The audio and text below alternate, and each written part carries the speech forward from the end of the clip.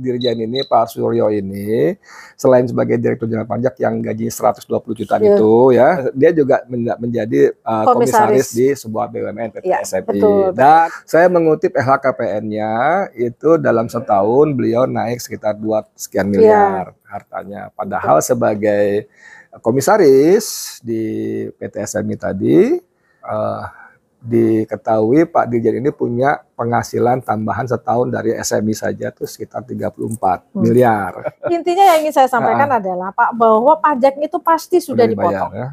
Jadi kalau dibilang pengemplang pajak itu nggak benar lah. Dan itu pun tambahan penghasilannya ya itulah yang dilaporkan. Karena buat ASN itu yang seperti apa Bapak bilang itu sangat transparan, sangat mudah Pak. Kalau kita kong kali kong itu akan sangat mudah untuk ketahuan, apalagi kalau sumbernya resmi gitu ya Pak, ya itu pasti akan mudah ketahuan.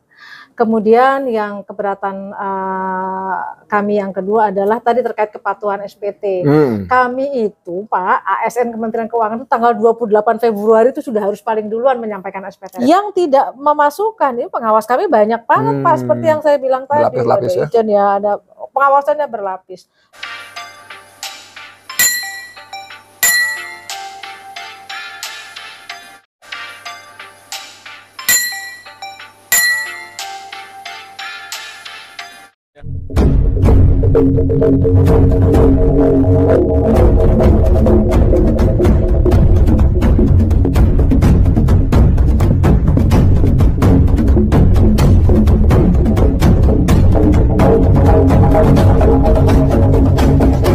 Dirjen Pajak tidak happy dengan saya, dan tanggal 26 April kemarin mereka kirim surat resmi kepada saya. Ini suratnya. Ini suratnya ya, Dirjen Pajak ya. Kita mau tabayun nih, kira-kira dengan silaturahmi lah. Kan saudara ini kan lebaran. Suasana lebaran begitu. Masuk lagi. Ayo masuk Pak. Oh, siap. Lantai berapa gitu? Kita dalam lift, sekarang kita ke lantai 16. Lantai 16 menuju ruangan Direktur P2 Humas ya. Diundang sama Ibu Dwi untuk ngobrol-ngobrol soal Dirjen Pajak, khususnya Pak Dirjennya ya. Misi ya, keluar. Ini kita sampai di lantai 16. 16 ya. Lantai 16. Kita masuk. Ini keren nih, zona integritas. Wah, Anda memasuki kawasan zona integritas. Direktorat Penyuluhan terima kasih ya. Masyarakat. Terima kasih. Kode etik. Oke. Keren. Jati Padang. Compliance Risk Di Management. Jati Padang. Tapi nenek saya sudah meninggal. Ya. Pajak udah berapa lama? Oke. Tahun, Pak. Zaman Pak Pung. Kita jalan masuk. Kita sudah ditunggu pejabat Dirjen Pajak. Assalamualaikum Pak. Waalaikumsalam warahmatullahi wabarakatuh. Ini Mas Riza. Ibu sehat Ibu ya? Ini Ibu Dwi ya? Iya betul Pak. Jagoannya di sini. Ini Pak Yus. Yang ke mesin. Oke, kita ngobrol-ngobrol ke dalam dulu ya. Boleh Bu ya? Siap. Silakan masuk Pak. Silakan Pak. Mari, saya ikut aja. Oh iya. Saya ikut aja. Ini kursinya berantakan.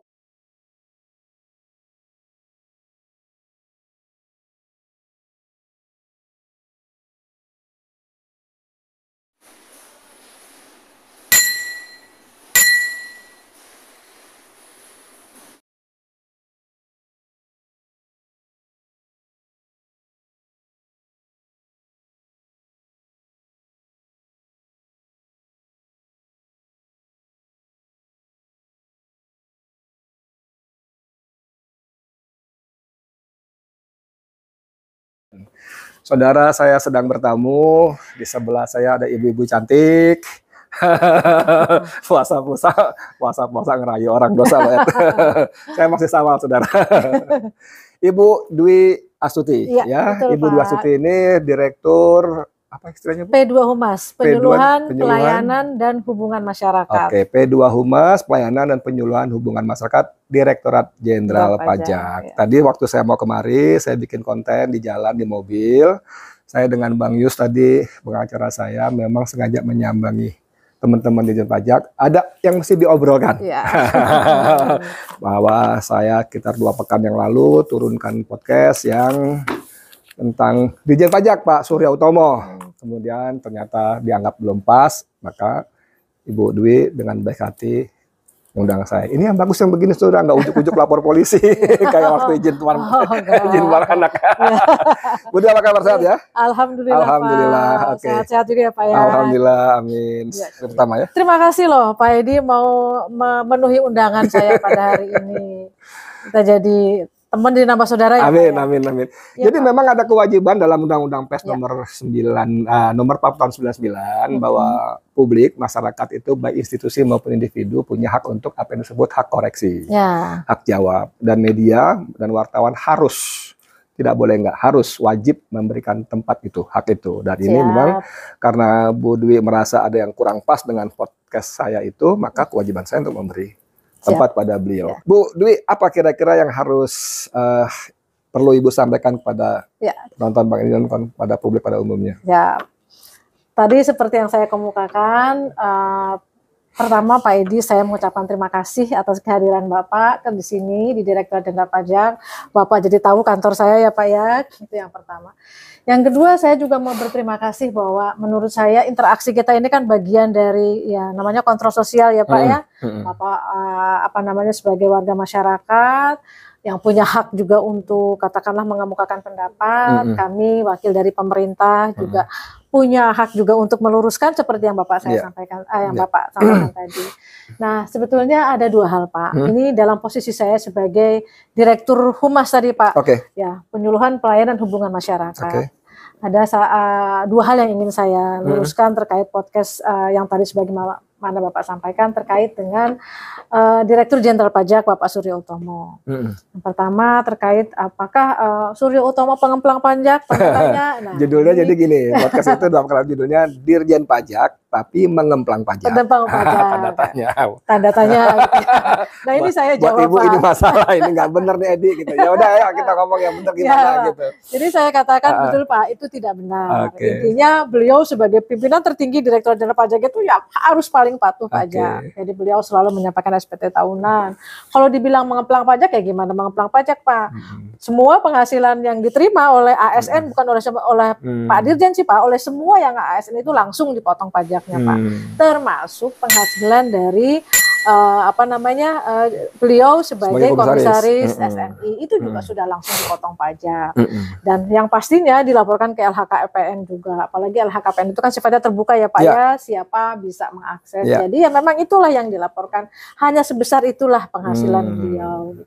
Saya bilang di podcast saya, Pak Dirjen ini, Pak Suryo ini, selain sebagai Direktur Jenderal Pajak yang gaji 120 juta itu ya, karena mungkin memang paling besar di pajak itu di seluruh ASN, bahkan di keuangan paling besar juga. Dirjen salah satu yang lain cuma 90 juta. Risiko jadi pejabat publik diketahui. Dan beliau juga sampaikan sendiri juga Bapak. Lalu selain itu sebagai dia juga menjadi komisaris di sebuah BUMN PT SMI. Dan itu dia yang dianggap Mbak Dwi tadi kurang tepat adalah bahwa saya mengutip LHKPN-nya itu dalam setahun beliau naik sekitar 2 sekian miliar hartanya. Padahal sebagai komisaris di PT SMI tadi dari laporan keuangan segala macam diketahui Pak Dirjen ini punya penghasilan tambahan setahun dari SMI saja tuh sekitar 34 miliar. Nggak begitu Edi ceritanya. Makanya ini kira-kira begitu ya Pak. Gimana? Ya, jadi kan 34 itu penghasilannya Pak. Dan komisaris itu kan tidak sendiri. Kalaupun misalnya di laporan keuangannya itu menyebutkan sekian, yang pasti anggota komisaris itu kan dewan. Dewan komisaris pasti banyak. Nah itu per orang Bu? Per orang. Jadi kayak misalnya di Pertamina atau PLN lah yang sering dijadikan contoh, itu kan perusahaan yang mohon maaf bos-bosan rugi ya. Tapi kan mereka menganggarkan tantim sampai ratusan miliar. Dibagi komisaris dan direksi jumlahnya sekitar 20-an miliar ya jatuh tiap orang 20 miliaran juga gitu lah. Gitu. Oke, tapi nggak apa-apa bisa jelasin aja gitu. Intinya yang ingin saya sampaikan adalah Pak bahwa pajak itu pasti sudah dipotong. Jadi kalau dibilang pengemplang pajak itu nggak benar. Dan itu pun tambahan penghasilannya ya itulah yang dilaporkan. Karena buat ASN itu yang seperti apa Bapak bilang itu sangat transparan, sangat mudah Pak. Kalau kita apa ya kong kali kong itu akan sangat mudah untuk ketahuan, apalagi kalau sumbernya resmi gitu ya Pak ya, itu pasti akan mudah ketahuan. Kemudian yang keberatan kami yang kedua adalah tadi terkait kepatuhan SPT. Kami itu Pak, ASN Kementerian Keuangan itu tanggal 28 Februari itu sudah harus paling dulu. Kalau masyarakat itu boleh sampai dengan tanggal 30 Maret, kami itu paling lama tanggal 28 Februari. Yang tidak memasukkan, ini pengawas kami banyak banget Pak, seperti yang saya bilang tadi. Berlapis-lapis ya, ada pengawasannya berlapis. Dari luar kita punya Komisi Ombudsman, punya Komwasjak juga yang kemudian mengawasi kami. Ada BPK, ada BPKP. Di internalnya sendiri kami ada Itjen, ada unit kepatuhan internal dari yang paling tinggi di Direktorat Jenderal Pajak itu eselon 2 Pak, ada Direktur Kitsda, di Kanwil itu ada Kabak Umumnya yang sekaligus juga unit kepatuhan internalnya di sana. Di unit eselon 3-nya juga ada unit kepatuhan internal. Jadi insya Allah Pak, mudah-mudahan ya sekali lagi saya terima kasih Pak dikasih kesempatan ini untuk menjelaskan bahwa apa yang disampaikan kemarin mungkin ada sedikit yang ini Pak, itulah tugas kita ya Pak ya. Dan tapi saya tetap berterima kasih, artinya dengan jalanlah ini kontrol sosial kita bagaimanapun seperti yang saya bilang tadi, kami butuh Pak Edi dan teman-teman, ya butuh orang yang memberikan kontrol sosial, ya butuh pembayaran pajaknya juga Pak buat membangun negara. 75% APBN kita dari pajak Pak. Ya? Kalau mogok jadi orang bayar pajak itu untuk negara ya? Buat negara dong. Bercanda dikit boleh nggak? Boleh. Bukan buat beli moge sama Harley ya? Bukan buat beli Rubicon, bukan Pak. Dan bayar pajak kan ke bank Pak, bukan ke itu. Jadi salah kalau bayar pajak ke orang pajak itu salah. Gitu. Dan satu lagi Pak Edi, kalau ada Pak Edi menemui nih diajak kong kali kong, cek to tango ya Pak ya, 2 orang nih, misalnya ada oknum yang segala macam, laporin Pak. Jangan takut. Ini saya yang menyatakan, laporkan. Kita punya yang namanya pengaduan @pajak.go.id.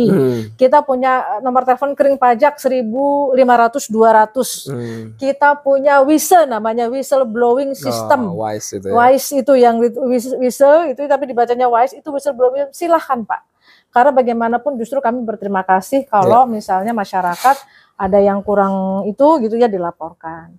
Nah, karena itu tadi Pak, saya juga sudah sampaikan, kami punya 45.000 pegawai Pak, yang harus kita juga jaga, karena percaya Pak, lebih banyak yang baiknya pegawai pajak itu harusnya daripada Pak.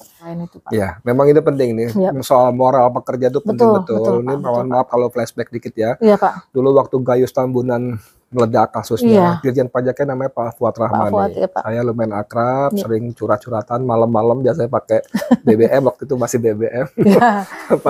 Pak Fuad itu bilang, Pak Edi, aduh Gayus ini betul-betul kita jatuh mental gitu, drop betul. Kita semua jadi dicibir oleh masyarakat. Betul. Ya udahlah, setelah kita berharap itu yang terakhir ya. Ternyata ya sudah. Insya Allah, Bismillahirrahmanirrahim. Ya Allah, doakan mudah-mudahan ini yang terakhir. Oke Ibu, ada lagi masalah kan? Saya pikir itu Pak, terima kasih sekali banyak lagi ya. Pak. Jadi saudara sekalian, itu kewajiban media, wartawan untuk memberikan hak koreksi, hak jawab bagi institusi maupun individu yang merasa keberatan dengan tayangan ya. Dan saya FNN Edi Mulyadi memenuhi kewajiban itu. Ibu sudah kita kasih kesempatan Ibu ya. Siap, terima kasih Terima Pak. kasih banyak Kak menerima saya. Ya. Tapi saya belum dapat minum karena saya masih puasa. Bapak puasa. Gak apa-apa deh. Oke, saya Edi Mulyadi untuk FNN, untuk Indonesia yang lebih baik. Assalamualaikum warahmatullahi wabarakatuh. Terima kasih ya Pak. Terima kasih.